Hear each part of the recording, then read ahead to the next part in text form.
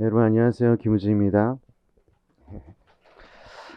여러분들 오늘 굉장히 추워서 여러분들 오실 수 있을까 굉장히 걱정을 좀 많이 했었는데요.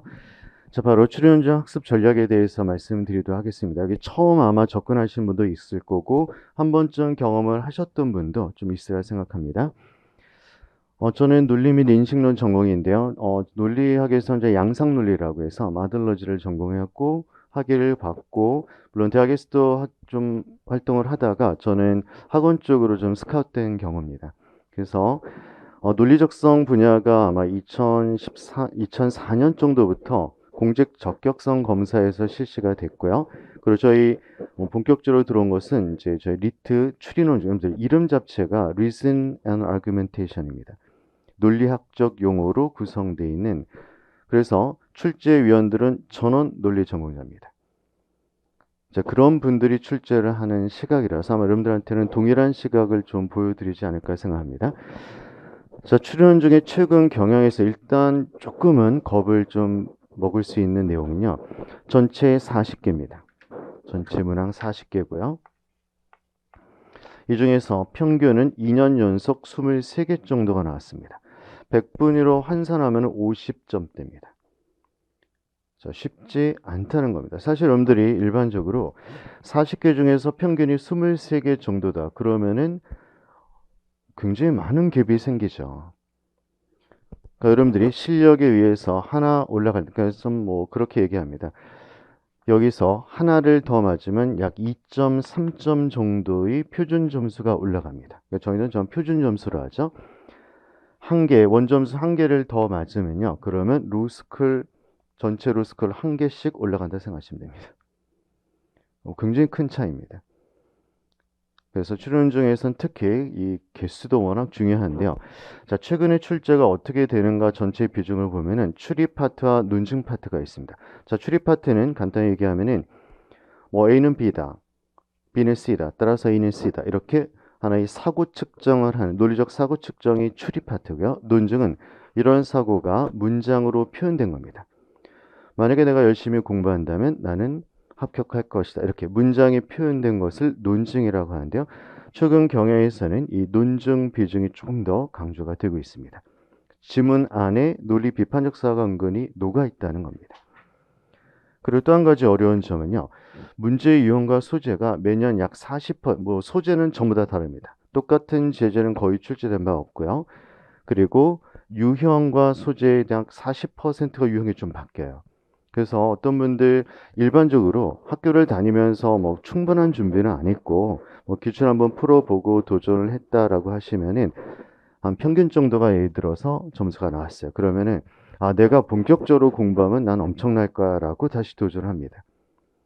그런데 많은 경우 기존에 나와 있는 유형 중심적 학습을 하시게 되면 평균을 이렇게 넘어서는 게 의외로 까다롭습니다. 그냥 계속 바뀌기 때문이에요. 특히 소재는 뭐 수적인 기준 적용과 그래프 문제 이번에 한 몇 년 만에 또 출제가 됐고요. 논리학 지문이 또한 출제가 됐고 과학기술 소재는 과거에는 생물학, 생명과학 중심 출제가 되가 이번엔 물리학, 화학까지 포함돼서 출제가 됩니다. 그 출연증 부분은요. 법학, 인문학, 그리고 사회과학, 그리고 과학기술 거의 전 분야입니다. 그래서 저도 여러분들 이걸 가르치지만은 아, 진짜 이 고득점을 위해서는 거의 여러분들이 스스로가 천재가 돼야 돼요. 굉장히 어려운 시험이구나 느끼게 되는 대신 어떻게 하면 여러분들한테 고득점이 될 수 있을까 생각하면은 제재와 소재만 다를 뿐 내부적으로 다가오는 논리 비판적 사고의 원리는 똑같습니다. 그래서 그 부분이 더 중요하다고 생각하는데요. 자, 이번에 최근 출제 문제에서 내용적으로 보시면 아무래도 법학 분야가 40문항 중에서 이번에 11개 출제했습니다. 그런데 최근 경에서 인문학이 굉장히 많이 출제가 돼요. 인문학이 약 14개 정도가 출제가 돼서 법학과 인문학 합쳐서 25문제가 처음에 출제가 됩니다. 그리고 사회과학, 논리학, 과학기술이 골고루 출제가 되고 있습니다. 자, 내용적인 부분에서는 그래서 비중이 어디 있는가를 좀 볼 수가 있고요. 자, 여러분들이 점수 분포도 자, 몇 개, 보통 표준 점수로 파악을 하는데요. 평균이 23개 정도면 표준 점수 60점을 얻게 됩니다. 그리고 80점 이상이 되기 위해서는 33개, 그러면은 전국 590등 정도가 됩니다. 그럼 상위 5개 로스쿨 안에 들어갈 수 있는 성적이 되는 겁니다. 33개. 그리고 35개 이상은 전국에 130명입니다. 뭐 최상위 로스쿨 바로 합격이고요. 만점은 표준점수 95점이기 때문에 평균과 그 다음에 만점 간의 관계가 무려 35점의 표준점수 차이입니다. 그래서 대학에서는 채점이 굉장히 편해요. 점수 차이가 확 나기 때문에. 그리고 사실은 이런 점수폭 그냥 거의 고정이라서 여러분들이 상대평가라고 하지만은 거의 절대평가식으로 생각해서 35개 이상이 되면은 그럼 무조건 합격이다. 그래서 실제 뭐 그런 말도 있습니다. 표준 점수가 한 90점 정도 되고 언어 이해를 합쳐서 150, 160점 가깝게 된다. 이런 분이 있다면은 뭐 면접 상황에서도 뭐 농담으로 이제 교수님들 그러더라고요. 뭐 면접하다가 내 멱살 잡아도 용기 있어 하고 합격을 시킨답니다. 네, 그 정도 수준입니다. 그러면 여러분들 뭘 노려야 되죠? 저는 만점을 노려라 라고 말하고 싶습니다. 만점을 노릴 때 최소 35개, 33개 이상의 도전 가능성이 열리게 된다는 거죠. 어떤 분들 그런 말도 하면 저는 로스쿨은 그냥 합격만 하면 돼요. 어떤 로스쿨이든 제가 볼 때는 합격 못할 가능성이 큽니다. 꿈은 최상으로 잡으셔야 돼요. 그래 거기에 맞춰서 내가 학습을 할 수 있기 때문입니다. 자 그러면 최근 출제 경향에서 말씀드리는데요. 인문학과 논증 부분에서 좀 어려운 문제가 많아졌으니까 여러분들 일반적 생각하면 아니 인문학 뭐 어려울 게 있나? 내가 인문사회 전공이라면 뭐 쉽게 해결할 수 있지 않을까라고 하는데 논리 비판적 사고가 첨가되어 있는 고난도 문제가 나오기 시작합니다. 지문 자체가 논리학 지문이에요. 본 적이 없습니다. 또한 두 번째 어려운 점은 수적 추론, 근데 계산형 문제가 출제가 되면 물론 이제 계산을 하란 문제가 아니에요. 지문을 쭉 하면서 예를 들어 법학에서 다음 사례에서 법조문에 맞춰서 형벌을 결정하라. 이게 수리추리적 개념입니다. 그래서 수적 추론과 퍼즐에 대한 극복이 사실 이 수적 추론과 퍼즐이 전부 다 높은 난도의 문제인데요. 그래서 고득점이 키가 되는데 법학 4개, 사회과학 2개, 논리수학 4개, 과학 3개 정도가 출제가 됩니다. 약 13개 정도로 구성이 되어 있습니다. 그래서 약간의 수적 개념들에 대한 대비도 충분히 하셔야 된다는 겁니다. 자, 그래서 그럼 논증 문제가 좀 어려운 문제, 제가 이제 일부 발췌를 해왔습니다. 여러분들 한번 나는 어떻게 생각하는가 보십시오. 자, 지문 내용에서 이것을 바탕으로 해서 선지가 맞는지를 확인하는 겁니다. 저 선지는 틀린 선지였어요. 자, 보죠. 기억. 개념, 역할, 의미론에 따르면 단어 사용의 규칙을 이해하지 못하고 있다는 것은 그 단어의 의미를 이해하지 못한다는 말이 된다. 자, 이걸 보고 5번 보죠. 어떤 단어의 의미를 이해하지 못하는 행위자가 그 단어를 사용 규칙대로 쓰고 있는 모습이 관찰되더라도 기억은 약화되지 않는다. 어떠세요? 조금 혼동이 되죠. 그렇습니다. 자, 좀 혼동이 되는데요. 5번은 옳은 선지였습니다. 옳은 선지. 자, 이게 왜 옳은가를 보면은 지문에 나와 있는 이것을 그냥 의미상 이해를 하기는 그게 그거 같아요. 하지만은 자, 논리적 사고를 대입을 하면 자, 요 문장 내용을 기호로 바꿀 수 있습니다. 자, 단어 사용 규칙을 이해하지 못하고 있다면 의미도 이해하지 못한 것이다. 자, 대우로 바꾸면 이제 대우 규칙이 있습니다. 양쪽 부정에서 위치 바꿔주면 B면 A가 되죠. 자, 이것을 약화한다는 것은 반론을 하는 겁니다. 따라서 단어의 의미를 이해하면 규칙도 이해한 것이다. 이것을 반론하기 위해선 단어의 의미를 이해해도 규칙을 이해한 건 아니다. 요게 들어올 때, 즉 B and not A가 들어올 때 반론 약화가 되는 겁니다. 근데 5번의 내용을 보니까 단어의 의미를 이해하지 못하는 행위자, 자, not B가 들어왔죠. 규칙대로 쓰고 있다, A가 들어왔습니다.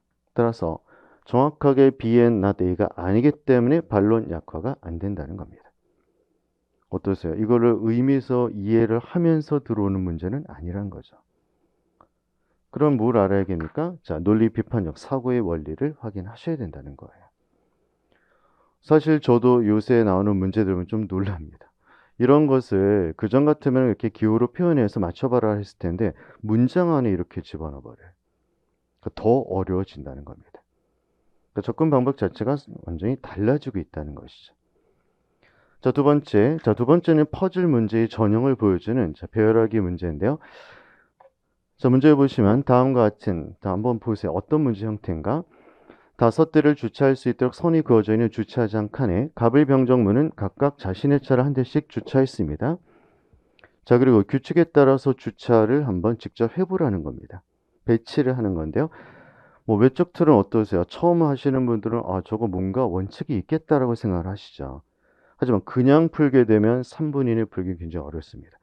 전체 난이도도 50% 정도밖에 안 됩니다. 자, 이런 퍼즐형 문제, 그럼 어떻게 하라는? 자, 미리 말씀드리면 첫 번째 모순을 찾습니다. 그래서 을과 정의 모순이 나와서, 즉 을이 참이면 정은 거짓, 그 다음에 을이 거짓이면 정은 참이다. 그래서 두 가지 경우의 수를 대입해서 두 가지 경우를 맞춰서 파악을 하시는 겁니다.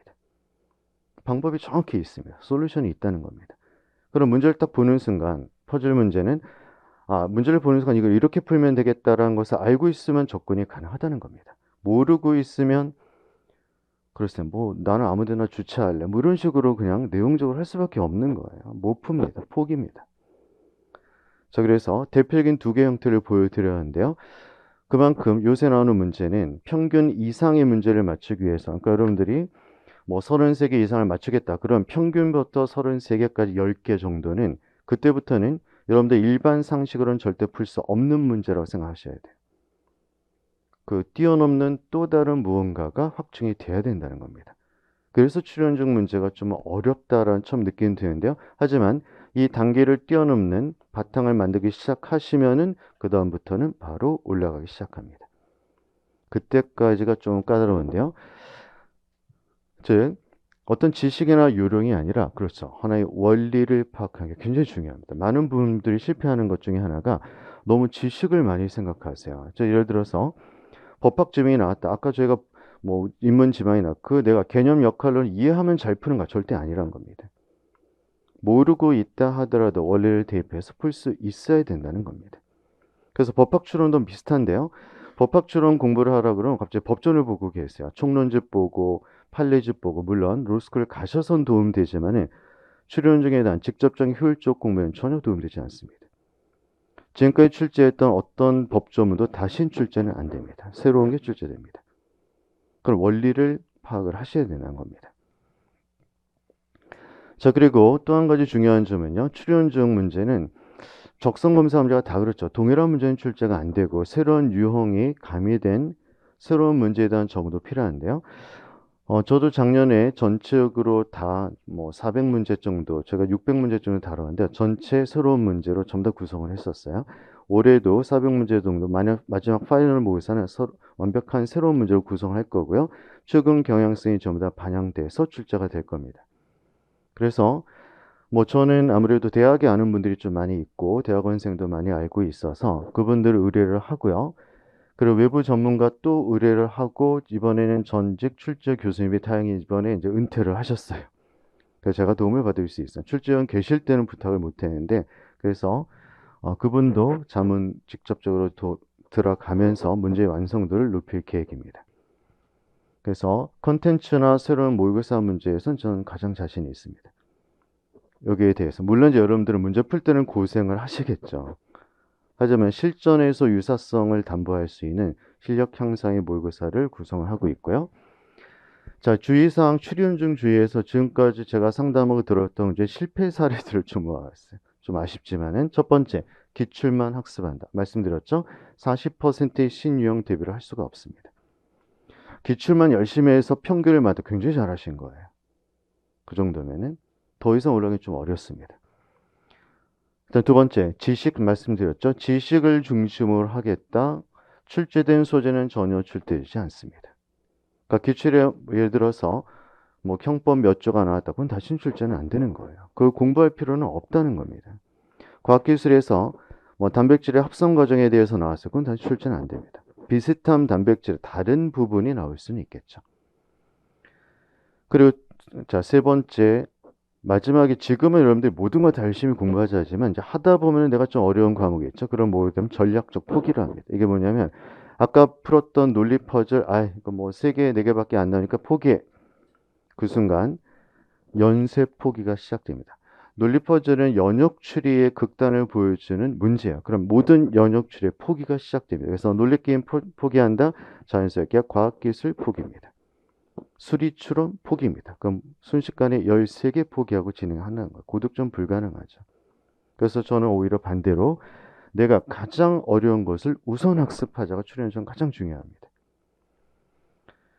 그래서 3가지의 균형. 첫 번째, 논리 비판적 사고를 통해서 이론적인 과정에서 원리를 정확히 파악하자는 겁니다. 두 번째, 내가 약점이 되는 것을 집중하자는 거죠. 개별적으로 약점이 되는 건 다 다를 수 있죠. 뭐 수리 추론, 퍼즐, 법학 추론, 과학 추론, 뭐 하나의 강화 역할인데 논증 부분이 있으니까요. 각각의 집중 학습. 그 다음에 다양한 문제를 통해서 새로운 문제에 대한 적응력. 이 3가지가 균형이 된다면은 고득점은 담보될 수 있다고 생각을 합니다. 그래서 이번 겨울에 제가 뭐 다음 1월 달부터 기본 강의를 진행하는데요. 저는 기본 강의 말이 기본이지 사실은 저희 리트 기출에서 가장 높은 고난도 문제만 뽑아서 진행할 겁니다. 굉장히 어려우실 거예요. 하지만 그를 뽑아서 진행하면서 문제 해결한 이론을 병행을 하기 때문에 이 이론을 알면은 이 문제는 이렇게 풀린다라는 원칙을 말씀드리고자 합니다. 그래야지 새로운 문제에 대한 적응도 그대로 할 수 있기 때문이죠. 그리고 모든 유형과 내용학의 원리들을 되도록 압축 정리를 하려고 노력을 했습니다. 그리고 또 한 가지는 스터디도 제가 기본 강의 수강자들 분들한테는 일주일에 한 번 무료 스터디를 진행할 예정입니다. 그 스터디는 기출뿐 아니라 그때 수요 조사를 해서 여러분들이 원하는 부분에 대한 스터디를 제가 직접 자료도 준비해 가면서 진행시킬 생각입니다. 목표는 단 하나입니다. 여러분들이 좋은 성과, 그러니까 내가 노력하는 만큼의 좋은 성과를 내서 여러분들이 원하는 로스쿨을 가는 게 저의 목표입니다. 뭐 다른 것은 없습니다. 그래서 그것을 맞출 수 있는 최적화된 방법을 찾아서 저도 지속적으로 노력을 할 거니까요. 그래서 여러분들도 지금 현재의 상황은 제가 볼 때는 뭐 아무것도 아니라 생각합니다. 앞으로가 중요하다는 것이죠. 내가 실력이 낮다 올리면 됩니다. 어떤 분은 그런 얘기예요. 뭐 교수님도 그런 얘기 하는 분도 계셨었는데요. 뭐 논리 퍼즐이나 수리 추리 이렇게 어려운 문제 또는 논증이 굉장히 어려운 문제는 이런 머리가 좋아야 푸는 거 아닌가. 네, 맞습니다. 이 머리가 좋아지면 됩니다. 그렇죠. 정확한 이론과 문제 해결력을 갖추시면 머리가 좋아지는 겁니다. 그래서 아마 그런 경험이 있으실 거예요. 문제를 열심히 풀다 보면 나도 모르게 못 푸는 문제를 풀 수 있게끔 되는 순간. 그리고 나는 생각하지 못해 나도 모르게 손이 움직여서 도표를 그리고 있는 내 손을 보는 순간. 이런 게 올 겁니다. 그렇게 되면 여러분들의 실력도 같이 올라간다는 것을 의미하기 때문입니다. 자, 앞으로의 과정에서 여러분들의 열심히 한 만큼 오른다. 그 생각 가지시면 분명히 좋은 성과가 있어야 생각하고요. 제 설명 여기서 마치도록 하겠습니다. 감사합니다.